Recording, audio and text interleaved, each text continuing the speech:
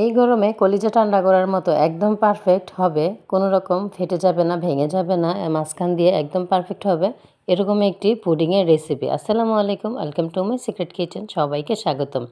আপনাদের মাঝে নিয়ে আসলাম মাত্র 2টি ডিম দিয়ে কীভাবে পারফেক্ট পুডিং বানাবেন। এই রেসিপিটি পুরোটা না টেনে দেখলেই বুঝতে পারবেন। একদম থেকে হয়েছে, কোনো রকম ভাঙে নাই, ফাটে নাই, ঢালা মাত্র একদম সেট হয়ে গিয়েছে। তো চলুন পুরোটা ভিডিও না টেনে দেখতে থাকুন। আমি ফার্স্ট এখানে নিয়ে নিয়েছি 1 লিটার দুধ। এর মধ্যে দিয়ে দিলাম পরিমাণ মতো চিনি। যেহেতু আমি দুধটা জাল করে এর অর্ধেকটা করে ফেলবো, ওই পরিমাণ মতো আমি এখানে 1.5 চা চামচ ভরে এখানে চিনি দিয়ে নিয়েছি। আপনারা আপনাদের পরিমাণ মতো মিষ্টিটা যে যতটুকু পছন্দ করেন ওই পরিমাণে দিতে পারেন।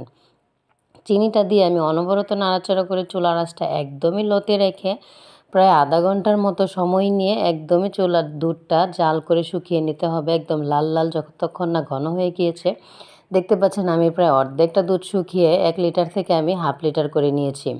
এই পর্যায়ে আসলে একদম দুধের কালারটাও চেঞ্জ হয়ে যাবে, তখনই বুঝতে হবে। দুধটা পুরোপুরি ঠান্ডা করে নিতে হবে, কোনো রকম কুসুম গরম থাকা যাবে না। তো এই পর্যায়ে আমি এখানে নিয়ে নিলাম 2টি ডিম। রুম টেম্পারেচার থাকা, কোনো রকম ফ্রিজের ডিম নিলে কিন্তু হবে না। রুম টেম্পারেচার থাকা 2টি ডিম নিয়ে আমি হ্যান্ড মিক্সার দিয়ে ভালো করে বিট করে নিচ্ছি। আপনাদের হাতে যদি হ্যান্ড মিক্সার না থাকে তাহলে অবশ্যই আপনারা কাঁটা চামচ দিয়ে ভালো করে একদম ডিমটা ফেটিয়ে নেবেন। তো দেখতে পাচ্ছেন আমি হ্যান্ড মিক্সার দিয়ে পুরোপুরি ডিমটা ভালো করে মিক্স করে নিয়ে তারপরে এর মধ্যে একদম পুরোপুরি ঠান্ডা করে রাখা দুধটাই এর মধ্যে ঢেলে আবারও হ্যান্ড মিক্সার দিয়ে মিক্সড করে নিচ্ছি। এই পর্যন্ত আমার ভিডিওটা দেখে থাকলে ছোট্ট একটি কমেন্ট এবং শেয়ার করতে ভুলবেন না। অবশ্যই ইউটিউব থেকে দেখে থাকলে চ্যানেলটি সাবস্ক্রাইব করে পাশে থাকবেন। আপনাদের ছোট ছোট কমেন্টগুলো আমার কাছে অনেক অনেক বেশি ভালো লাগে। তো এই দেখতে পাচ্ছেন আবারও আমি দুধটা মিশিয়ে কিন্তু হ্যান্ড মিক্সার দিয়ে ভালো করে মিক্সড করে নিচ্ছি। আপনারা চামচ দিয়ে এভাবে করে অনেকক্ষণ নাড়াচাড়া করে মিক্সড করে নেবেন। যত বেশি ভালো মিক্সড হবে পুডিংয়ের থিকনেস কিন্তু ততটাই ভালো হবে। আর এভাবে হ্যান্ড মিক্সার দিয়ে করলে কী হয়, শর্টটাও কিন্তু এর মধ্যে উঠে যায়।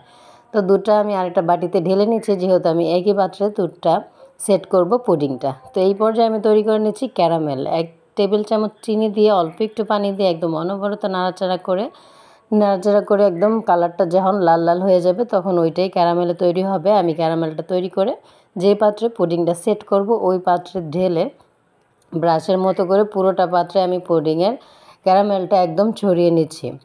তো এরকম করে করলে অবশ্যই কিন্তু ভিডিওটা ফলো করে যদি এরকমভাবে চেষ্টা করেন একদম পারফেক্ট পুডিং হবে, কোনোভাবেই ভেঙে যাবে না। আর অবশ্যই পুডিংয়ের মিল্কটা এবং ডিমের মিশ্রণটা অবশ্যই ছেঁকে নিতে হবে। কোনো রকম ছাঁকা ছাড়া দিলে কিন্তু দানা দানা থেকে যায়, খেতে ভালো লাগে না এবং দেখতেও সুন্দর হয় না। এভাবে চামচ দিয়ে নেড়ে নেড়ে আমি এটা একদম পুরোটা দুধ একদম এর মধ্যে ছেঁকে দিয়ে নিয়েছি। তো যে পাত্রে আমি সেট করব আগে থেকে একটি প্যানের মধ্যে একটি স্টিলের স্ট্রেনার দিয়ে চুলার পানিটা আমি গরম করে নিয়েছিলাম। এর পাত্রে বসিয়ে দিয়ে একদম কোনো রকম ভাপ যেন বের না হয়ে যায় এরকম একটি স্টিলের প্লেট দিয়ে ঢেকে উপরে আমি একটি পুঁতা দিয়ে রেখেছি যেন কোনো রকম ভাপ বের হয়ে যায়। তো আমি আধা ঘন্টার মতো জাল করে নিয়েছি, একদম ঘড়ির কাঁটা ধরে 30 মিনিট জাল করে একটি কাঠি দিয়ে এভাবে গুঁতা দিয়ে দেখে নেবেন। যদি কোনো রকম কাঠিটা প্লেন থাকে তাহলে বুঝে নিতে হবে এটা হয়ে গেছে। আরেকটা বোকামো মানুষ করে, পুডিংটা কিন্তু সাথেই সার্ভ করার চেষ্টা করে। কখনোই এটা করা যাবে না। অবশ্যই 30 মিনিট ঘড়ির টাইম ধরে নর্মাল ফ্রিজে রেখে দিতে হবে। নর্মাল ফ্রিজে রাখার পরেই কিন্তু পুডিংটা এভাবে ডালতে হবে। তো আমি অবশ্যই 30 মিনিট ফ্রিজে রেখে এনে তারপরে সাইডটা ছাড়িয়ে এভাবে দেখতে পাচ্ছেন একদম পারফেক্ট হয়েছে। এত টেস্টি এবং এত মজা হয়েছে, না খেলে বুঝতে পারবে না। গরমের দিনে কিন্তু এভাবে একটি পুডিং বানিয়ে ফ্রিজে রেখে দিলে খেলে একদম মন জুড়িয়ে যাবে। আর এত সুন্দর থিকনেস হয়েছে, থকথক করছে, কোনো রকম ভাঙে নাই, ফাটে নাই, কোনো রকম নষ্ট হয় না। এরকম পুডিং পেতে হলে অবশ্যই ভিডিওটি দেখে শেয়ার করে রেখে দেবেন। প্রত্যেকের জন্য এই রেসিপিটি দেখে পুডিং বানাতে পারে, সবাইকে প্রিয় মানুষকে বানিয়ে একদম খুশি করে ফেলতে পারে। আমার ফেসবুক পেজ থেকে দেখলে ভিডিওটি অবশ্যই পেজটি ফলো দিয়ে ভিডিওটি শেয়ার করে দিবেন। তো অবশ্যই সবাইকে অনেক অনেক ধন্যবাদ। ভালো থাকবেন, আমার জন্য দোয়া করবেন। নতুন কী ভিডিও দেখতে চান সেরকম কমেন্ট জানাবেন। সবাই ভালো থাকবেন। আসসালামু আলাইকুম। আল্লাহ হাফেজ।